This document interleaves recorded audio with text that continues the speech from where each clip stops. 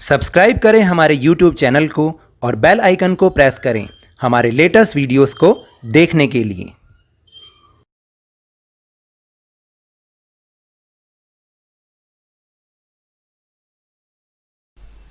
Hello and welcome to Lavneesh Sir की class. This is Directorate of Education GNCT of Delhi's worksheet number 9, and it is only for class 8 students.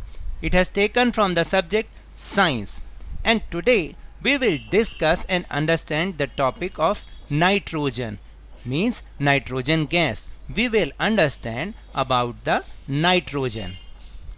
So आप तो जानते हैं कि जैसे हमारे atmosphere में बहुत सारी गैसेस हैं, ऑक्सीजन है, कार्बन डाइऑक्साइड है, ऐसे ही नाइट्रोजन भी है। और नाइट्रोजन सबसे ज़्यादा परसेंट के साथ हमारे इस एटमॉस्फेयर में बहुत जो है ज़्यादा परसेंटेज वाली गैस मानी जाती है।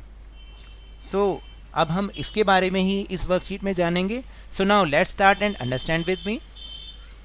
There is 78% nitrogen in our atmosphere, which is very essential for all living organisms, plants and animals.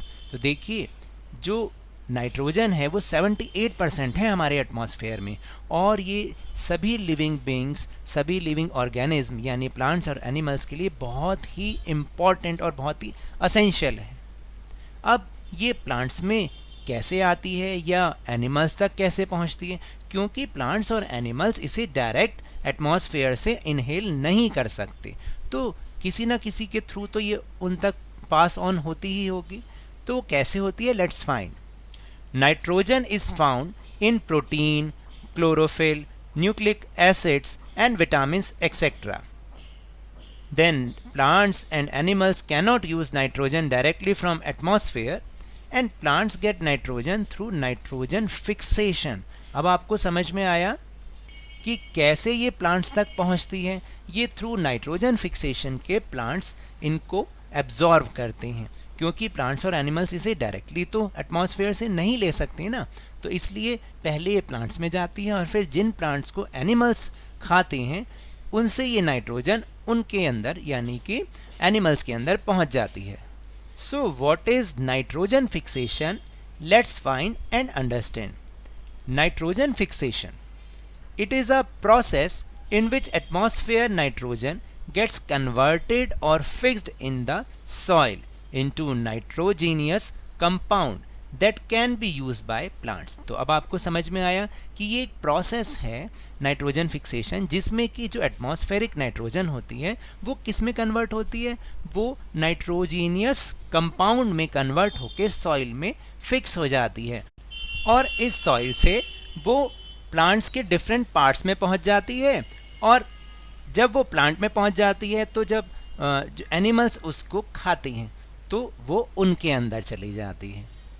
फिर next is a bacteria called rhizobium is found in the roots of the leguminous plants which helps in fixation of nitrogen. तो देखिए एक bacteria है जिसका नाम है rhizobium, वो leguminous plant के रूट्स में पाया जाता है और वो भी नाइट्रोजन की फिक्सेशन में बहुत हेल्प करता है।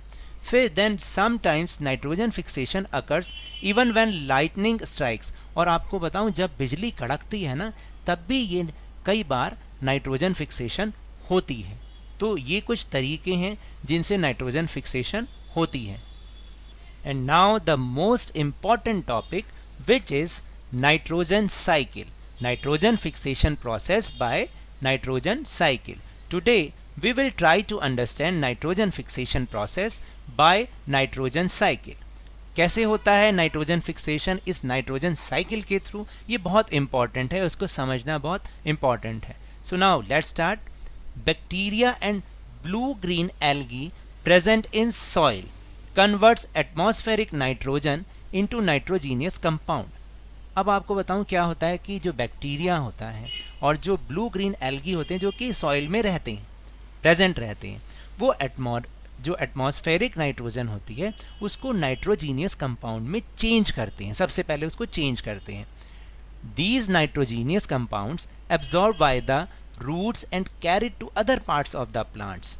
wherein protein and other compounds are formed from them। तो देखिए ये क्या होता है, जो नाइट्रोजीनियस कंपाउंड्स होते हैं ये रूट्स एब्जॉर्ब इन्हें कर लेती है और फिर ये धीरे धीरे जो प्लांट्स के अदर प्लांट्स में पहुंच जाते हैं, जहां पर प्रोटीन और दूसरे कंपाउंड भी इनके साथ साथ बनते हैं। When animal or human eats or consume these plants, the nitrogen in the form of protein reaches into them। तो जब कोई एनिमल या ह्यूमन इन प्लांट्स को कंज्यूम करता है यानी खाता है, तो नाइट्रोजन जो है प्रोटीन के फॉर्म में उनके अंदर पहुंच जाती है। फिर इसके बाद क्या होता है, the nitrogenous compound present in the decaying organic matter plant or animal is converted into simple nitrogen compound in the soil by bacteria and fungi which are reused by plants। और फिर क्या होता है, देखिए जो नाइट्रोजीनियस कंपाउंड प्रेजेंट होता है वो क्या होता है कि प्लांट और एनिमल से जब वापस वो सिंपल नाइट्रोजन कंपाउंड में, यानी जब ये मरते हैं, ये प्लांट जो एनिमल्स होते हैं या प्लांट सड़ गल जाते हैं, फिर क्या होता है वो मिट्टी में ही मिल जाते हैं और उनसे जो उसके अंदर की जो नाइट्रोजन होती है वो चेंज हो जाती है किसमें, सिंपल नाइट्रोजन कंपाउंड में, और बैक्टीरिया जो फंगी सॉइल में रहते हैं उनके थ्रू, और वो वही नाइट्रोजन फिर से वो प्लांट्स रीयूज़ कर लेते हैं। इसके बाद some special bacteria converts nitrogenous compounds into nitrogen gas that goes into the atmosphere। और कुछ स्पेशल बैक्टीरिया होते हैं जो कि इन नाइट्रोजीनियस कंपाउंड्स को वापस से नाइट्रोजन गैस में कन्वर्ट करते हैं और ये गैस वापस से हमारे एटमॉस्फेयर में जाके मिल जाती है। In this way the amount of nitrogen in the atmosphere is almost constant. और इस तरीके से हमारे एटमॉस्फेयर में जो नाइट्रोजन का अमाउंट होता है, जो उसकी मात्रा होती है, वो हमेशा एक जैसी रहती है। ऑलमोस्ट कांस्टेंट मतलब एक जैसी रहती है, ना कम होती है ना ज़्यादा होती है। इसे हम ये जो नाइट्रोजन साइकिल बनाया हुआ है ना, इससे हम बहुत इजीली इसको अंडरस्टैंड कर सकते हैं। तो देखिए, चले देखें कि कैसे ये बनाया हुआ है। देखिए, सबसे पहले एटमॉस्फेरिक नाइट्रोजन है, वो जो ब्लू ग्रीन एल्गी होते हैं और बैक्टीरिया होते हैं प्रेजेंट सॉइल में प्रेजेंट होते हैं, वो इनको क्या करते हैं, कन्वर्ट कर देते हैं किसमें, नाइट्रोजीनियस कंपाउंड्स में।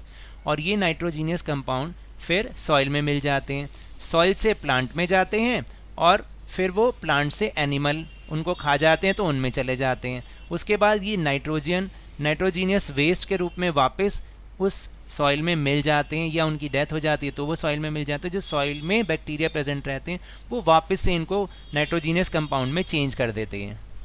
फिर ये जो नाइट्रोजीनियस कंपाउंड होते हैं, कुछ स्पेशल बैक्टीरिया होते हैं जो इसको वापस से नाइट्रोजन गैस में कन्वर्ट कर देते हैं और ये गैस वापस से हमारे एटमॉस्फेयर में मिक्सड हो जाती है। तो ये है nitrogen cycle.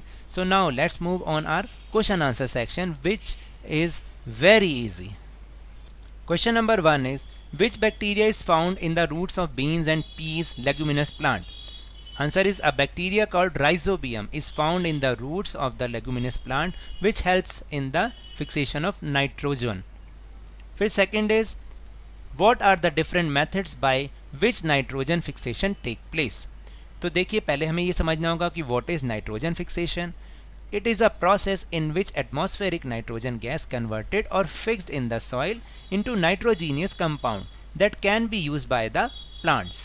And what are the methods of nitrogen fixation?